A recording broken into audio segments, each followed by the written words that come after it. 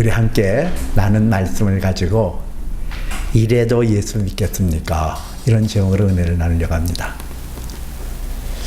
그 전에 제가 교회를 개척하고 건축했어요. 근데 얼마 지난 후에 교회의 재정적인 위기가 아주 심각하게 왔거든요.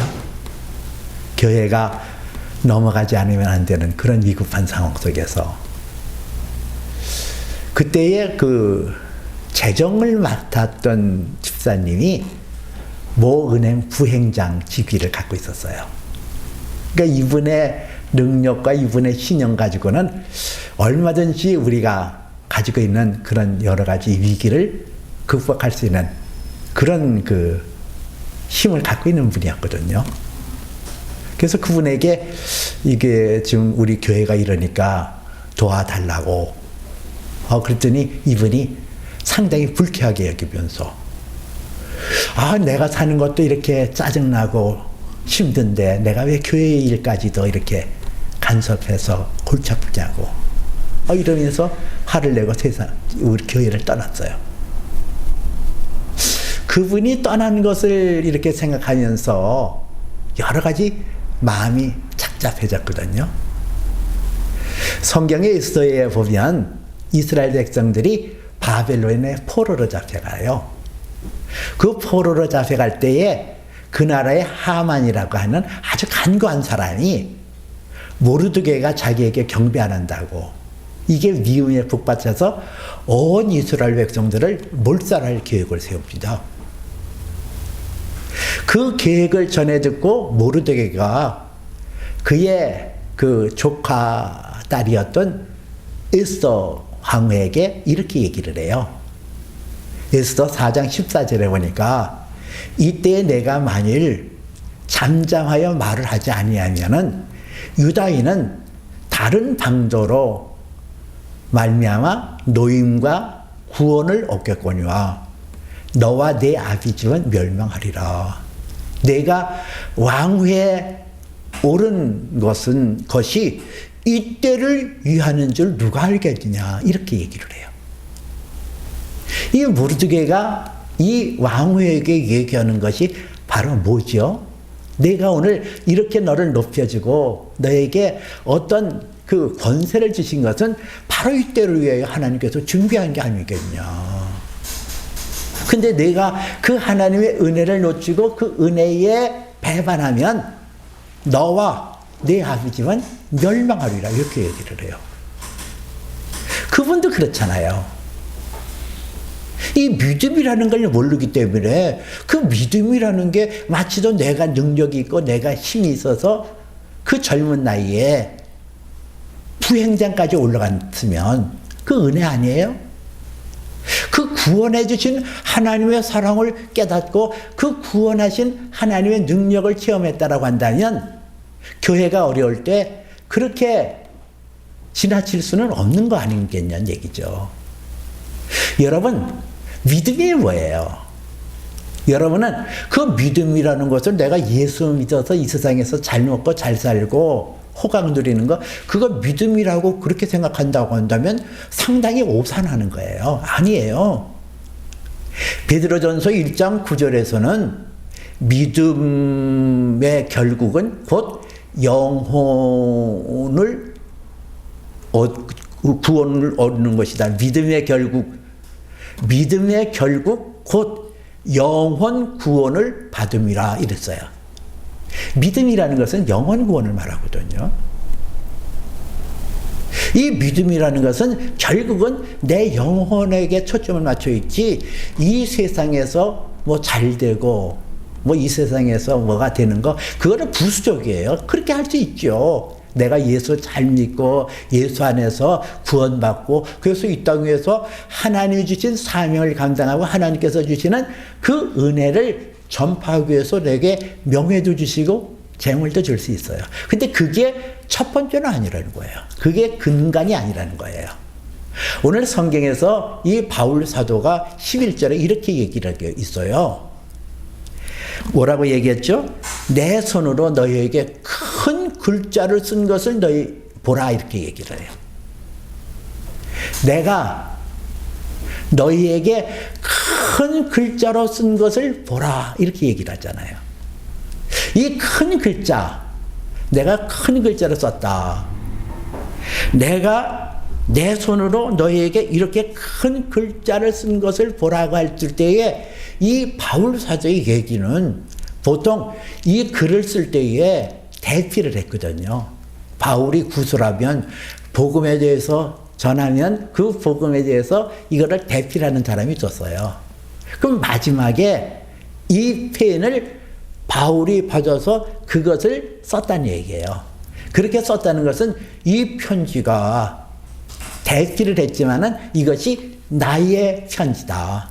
이것에 대한 서명이거든요. 그리고 이 큰 글자를 썼다. 이 내용에 대해서는 여러 주석가들이 분분하게 얘기를 해요. 근데 하나의 그 공통된 것은 그 바울 사도가 갈라디아 교인들에게 편지할 때에 그들을 어린아이 취급했다는 거예요. 그러니까 어린아이가 알기 쉽게 어린아이에게 선명하게 알려드리고 싶은 그런 마음으로 큰 글자를 썼다 이렇게 표현했다는 거예요. 또 하나는 이 빌립스라는 사람이 얘기하는 것은 고대 그 사회에서는 이 표현을 가지고 아주 꾹꾹꾹 눌렀을 때는 어떤 점을 강조할 때 마치도 우리가 어떤 무엇을 강조하기 위해서 밑줄 긋는 것처럼 그렇게 썼다는 거예요. 그러면 바울 사도가 이 큰 글자를 써서 너에게 쓰는 것을 보라고 할 때는 내가 너에게 아주 중요한 것을 얘기하겠다. 이 갈라디아서를 마무리 지면서 바울이 얘기하고자 하는 것을 다시 한번 살피고 다시 한번 그들에게 강조하고 싶은 것이 있었음을 우리가 알 수 있어요. 그것이 뭘까요? 믿음. 믿음의 본질이 뭐냐? 너희가 믿고 구원을 받았다고 한다면 그 믿음의 그 본질, 그 핵심이 뭐냐? 그것을 강조하기를 원했다는 거죠. 오늘 본문에서 이 사도 바울이 믿음의 본질, 믿음의 핵심에 대해서 말씀하고자 하는 세 가지가 있어요. 하나는 믿음을 갖고 나가는 자에게는 그리스도의 십자가로 말미암아 박해가 있을 것이다. 또 하나는 육체의 자랑이 사라진다. 하나는 예수 그리스도의 흔적이 내게 있는 것처럼 너희도 그리스도의 흔적을 가져야 되지 않겠느냐 하는 말씀이에요. 오늘 성경의 말씀은 사실은 우리에게 무슨 희망을 주고 무슨 우리에게 이 세상에서 어떤 것을 주는 그런 것이 아니라 어쩌면은 예수 믿고 나가는 길이 가시밭길인 걸 얘기하고 있거든요. 첫째는 예수 믿는 사람이 감당해야 될 박해가 있다는 거예요. 오늘 12절에서는 무릇 육체의 모양을 나타내고자 하는 자들에 대해서 얘기하고 있거든요. 무릇 육체의 모양을 나타내려고 하는 자들이 억지로 너에게 할례를 받게 하려는 것은 그들이 그리스도의 십자가로 말미암아 박해를 면하게 하려 함 뿐이라 이렇게 얘기를 해요. 이 육체의 모양을 나타내려고 하는 자들이라 이렇게 표현하잖아요. 이 육체의 모양이라는 것은 of good face, 좋은 얼굴. 그러니까 이 할례를 강조하고 할례를 받아야 받을 수밖에 없다라고 얘기하는 그들은 육체의 모양을 드러내려고 하는 거예요. 사람들에게 환호성 받고 사람에게 박수갈채 받고 사람에게 인정받고 이러는 페르소나, 자기 얼굴을 드러내고자 하는 거.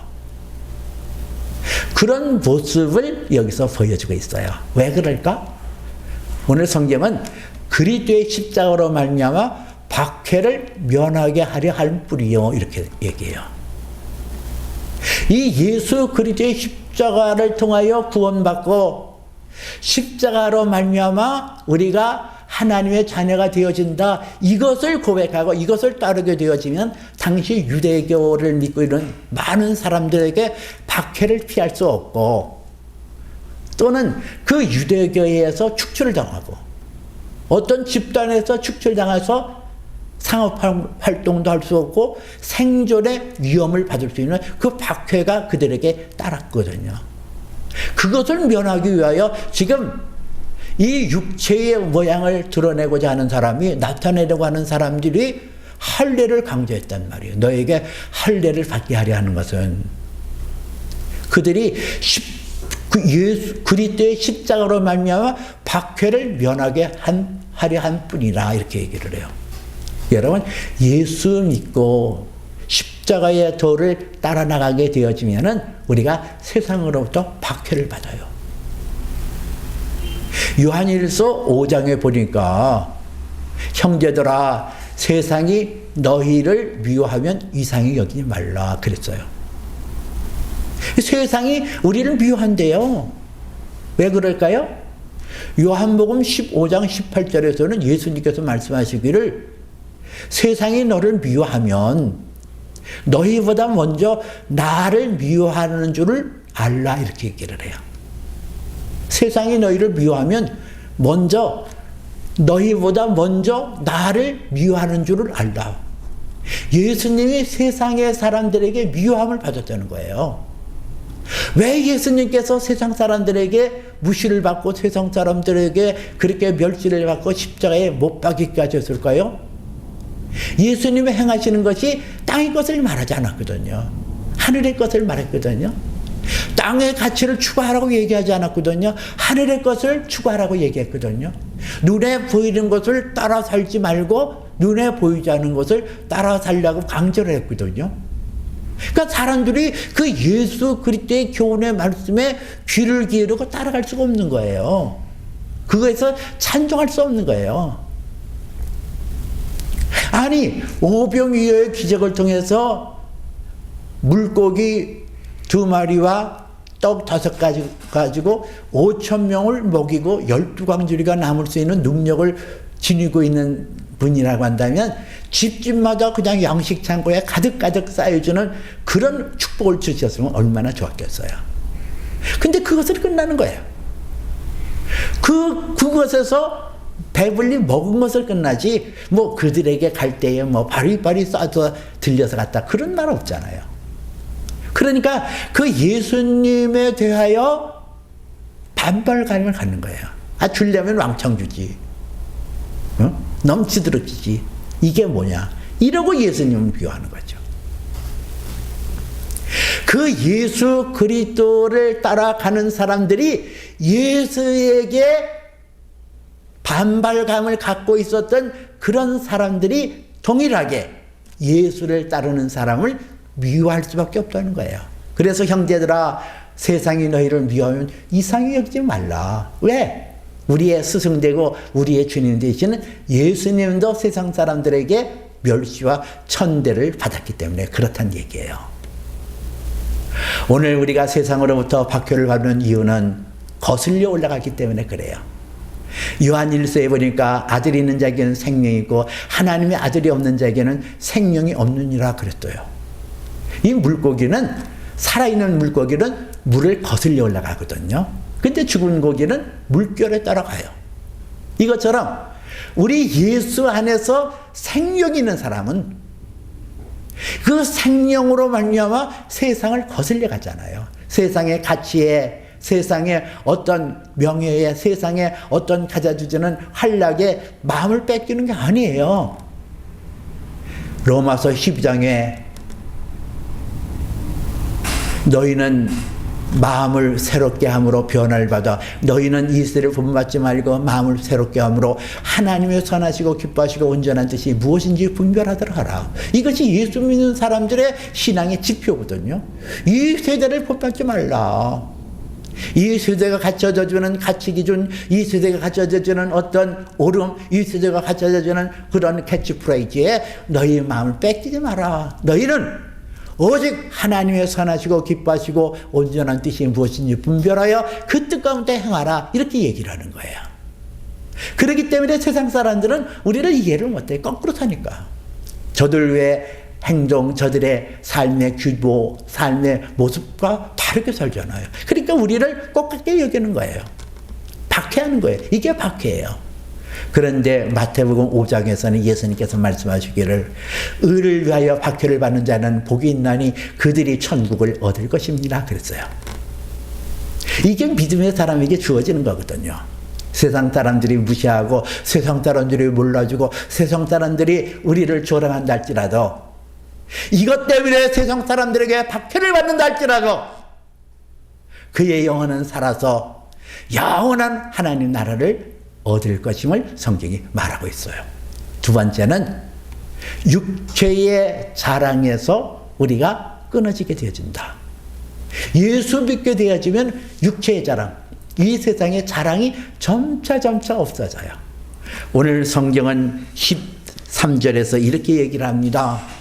할례 받은 그들이라도 스스로 율법을 행하지 아니하고 율법을 지키지 아니하고 너희 억지로 너희에게 할례를 행하는 것은 받게 하는 것은 그들이 너희의 육체로 자랑하게 하려 함이라 그랬어요.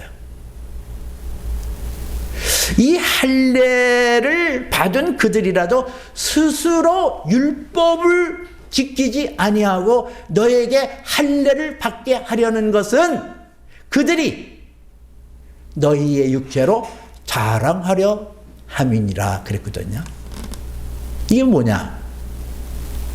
무슨 율법을 지키고 그게 아니라 자기들의 업적 바 우리가 전하는 이 할례를 받아야 구원받는다는 것이 옳은 거 아니냐. 그래서 사람들이 그 말을 따르고 순종해서 할례를 받은 것을 그들의 업적으로 그들의 자랑으로 삼으려고 그랬던 움직임이 있었던 얘기예요. 오늘날도 세상의 사람들은 육체의 것을 자랑하려고 합니다. 내가 성취한 거, 내가 이러는 거, 내 노력 가지고 돈 벌고, 내 노력 가지고 명예 얻고, 내 노력 가지고 높은 지위 얻고, 이거 자랑하거든요. 이거 자랑해, 이거. 위세해버리고. 그러나 성경은 오늘 여기에 예수 그리스도의 십자가를 등지고 예수 그리스도를 따르지 아니하는 사람들의 특징이 뭐냐? 육체로 자랑하게 하려 함이라. 자기의 업적들, 자기의 행위에 대해서 자랑하려고 하는 거거든요. 이 예수를 믿는다는 것은 사실은 육체의 자랑에서 벗어나서 하나가 남는 게 있어요. 하나님의 사랑.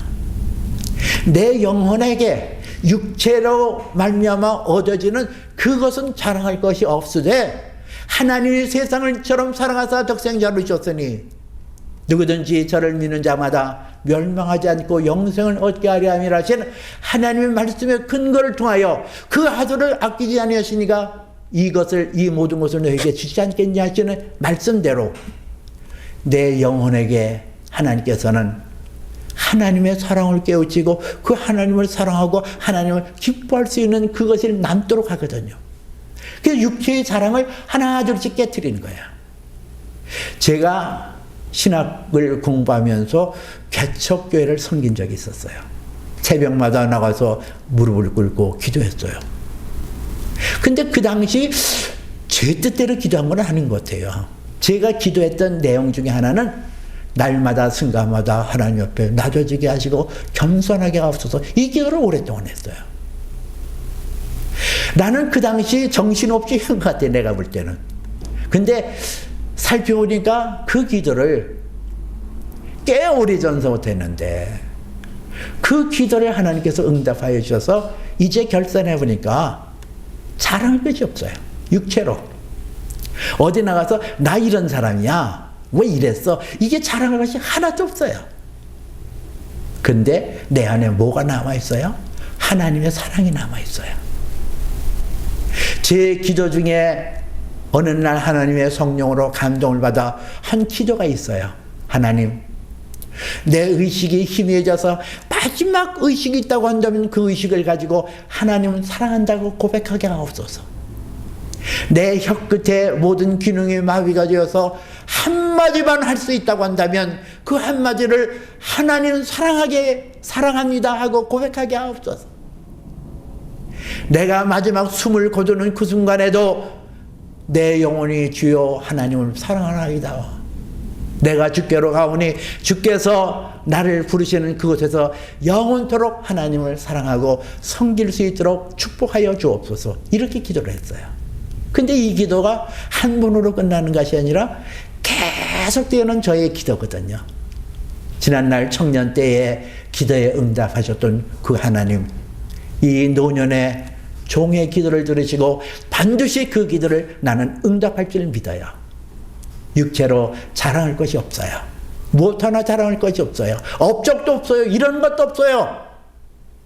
그런데 다 깨어지고 부서지고 없어진 것 같은데, 누구에게 나타낼 건 없는데 한 가지가 내 안에 보석처럼 영롱하게 빛나는 것이 있었어요. 내 안에 하나님을 사랑하는 마음, 하나님의 사랑이 믿어지고 그 사랑이 감격스러워지고 그 사랑에 의미가 있어지고 그 사랑이 내게 충만한 것이 내 안에 가득 채워지는 은혜를 받았거든요. 여러분은 이 세상에서 무엇이 가장 소중해요? 믿음, 소망, 사랑은 항상 있을 것인데 그 중에 제일은 사랑이니라 그랬잖아요. 내 안에 육체의 것은 자랑할 것이 없고 세상의 것은 내세울 것이 없지만은 하나님의 사랑이 내 안에 강물처럼 흐르고 그 하나님의 사랑에 대해서 뜨겁게 반응하고 그 사랑을 내가 인정하고 인식할 때 이것이 가치가 있고 아름답고 보배로운 것이 아니란 얘기죠. 하나님께서는 우리에게 세상의 것을 자랑할 수 없도록 만들어 주실 수 있어요. 그런 것들이 다 내게서 떠나질 수 있어요. 그러나 그것이 떠나가고 사라지고 내 마음이 하나님 앞에서 겸손하게 낮아질 때 내 안에 하나님의 사랑으로 충만하게 하는 은혜를 누리게 될 수가 있다는 말이에요. 세 번째는 예수 그리스도의 흔적에 대해서 말씀하고 있어요. 오늘 17절에서 누구든지 나를 더 이상 괴롭게 여기지 말라. 내가 내 몸에 예수의 흔적을 내가 지니고 있노라. 그런 고백을 해요. 이 흔적이라는 단어가 나오거든요. 헬라어는 스티그마. 이 스티그마라는 것은 고대의 자기 소유를 주장하는 동물, 짐승들, 집에서 기르는 가축들에게 뜨거운 인두불로 자기 이름이 있는 이니셜을 나타내서 흔적을 나타냈거든요. 노예도 그렇고. 또 도망자나 탈영자나 그런 죄수들에게 인두로 이것을 지짐으로 이 사람이 이런 죄를 범했다. 이렇게 해서 표시를 해주는 것이 스티그마 흔적이에요. 근데 이 바울은 예수의 흔적을, 예수의 내가 스티그마를 가졌다 이렇게 얘기를 해요. 예수를 따름으로 그는 많은 흔적을 나타냈거든요. 매 맞고 정처 없이 배 타고 다니면서 죽음의 위기도 넘고 감옥에 갇히기도 하고 출입물 갖기도 하고 병들기도 하고, 그러나 그 많은 여건들을 그는 예수 그리스도의 십자가를 바라보며 그것을 인내하고 그것을 수용했다는 얘기예요. 이것이 그리스도의 예수의 흔적이에요. 여러분은 예수의 흔적이 있나요? 예수 때문에 억울하고 예수 때문에 분하고 예수 때문에 곤고한달지라도 그것을 예수님 바라보면서 그것을 내가 수용하고 받아들일 수 있다면 그게 흔적이에요. 여러분들의 흔적은 그게 예수의 흔적이에요. 원수를 사랑하라는 말씀에 순종하고 도무지 사랑할 수 없는 사람, 도무지 용서할 수 없는 사람, 도무지 받아들일 수 없는 사람이라도 예수 그리스도의 흔적을 바라보며 예수 그리스도의 십자가를 바라보면서 그것을 내가 받아들이고 그것을 용납할 수 있다고 한다면 그것이 내게 흔적이 된다는 거예요. 예수님께서 십자가에 못 박힘으로 그의 흔적이 있으므로 우리는 하나님의 사랑이라는 것을 그걸 통해서 찾은 것처럼, 내가 예수의 흔적이 바울에게 남아있는 것처럼 나에게도 예수의 스티그마, 예수의 흔적이 내 안에 남아있을 때 이것 가지고 우리는 하나님 앞에서 하나님의 사랑을 자랑할 수 있고 그것을 기념할 수 있는 거거든요. 여러분에게는 흔적이 있나요? 예수 때문에 억울하다고 참고 예수 때문에 분하고 서러워도 그것을 이겨나가고 예수 때문에 용서할 수 없는 사람을 용서할 수 있다고 한다면 그것이 예수의 흔적이에요. 예수를 믿고 따른다는 것은 박해가 있어요. 이 세상에서 박해가 있습니다. 때로는 모욕당하고 때로는 조롱당하고 때로는 무시당하는 그런 박해가 있어요. 자랑할 것이 하나둘씩 허물어지는 그런 아픔도 겪어요. 예수의 사람이라는 흔적을 막기 위해서 때로는 원수를 내게 붙여주고 억울한 상황을 붙여줄 수도 있어요. 근데 그것을 견디고 참아내는 것, 그것이 예수의 흔적이에요. 여러분 어때요? 이것이 예수 믿는 사람들이 가야 되는 그런 과정이요. 예수 믿는 사람들이 겪어야 될 그런 위치라고 한다면 여러분들은 이래도 예수를 믿으실래요? 이래도 예수를 나의 주님이라고 인정하고 예수를 나의 사랑의 주님이라고 고백하며 그분을 따르실래요? 믿음은 결단에 의해서 이루어지는 거예요. 나는 그렇게 할 수 없어. 나는 예수 믿음으로 받기 싫어. 나는 예수 믿는데 자랑이 하는 것 그게 벗어지는 거 싫어. 나는 예수 믿고 흔적받는 게 싫어. 예수를 거부할 수 있어요. 예수를 부인할 수 있어요. 그러나 여러분의 영혼은 영원한 지옥불을 면치 못하게 될 겁니다. 내 영혼은 하나님을 떠나서는 살 수가 없어요. 내 영혼은 하나님의 돌보심이 없으면 존재할 수 없어요.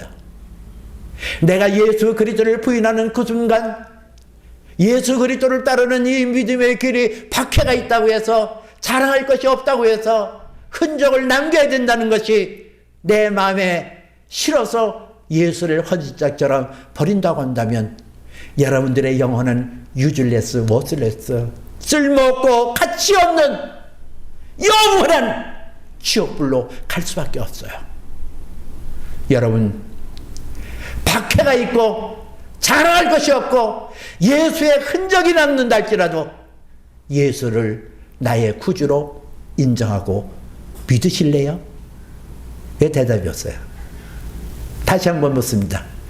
여러분은 예수를 믿음으로 박해를 받고 예수를 믿음으로 비록 내가 육체로는 자랑할 것이 없고 예수를 믿음으로 때로는 내 마음에 상처가 받고 아파서 내 안에 예수 그리스도의 흔적이 남는다 할지라도 나는 그 예수를 나의 주님으로 나의 믿음의 주님으로 영접하며 그 주님을 따르고 믿겠습니까? 크게 아멘 하세요. 아멘입니까? 아멘. 예, 그렇게 나갑시다. 예수 믿고 구원받는 거. 로마서에서는 현재 우리의 고난은 장차 나타날 영광과 비교할 수 없다 그렇습니다. 하나님께서는 오늘 이 땅에서 예수 믿으면서 핍박당하고 예수 믿어서 박해당하고 예수 믿어서 자랑할 것이 없고 초라하고 예수 믿어서 상처받고 흔적이 남는다 할지라도 영원한 하나님의 것으로 보상하시고 영원한 하나님 것으로 존귀하게 하신다는 사실, 그리고 모든 것을 다 닦아주신다는 사실을 믿으시고 믿음의 지혜 온전케 하시는 예수를 향하여 담대히 나가시기를 주님의 이름으로 축복해 드립니다. 기도합니다.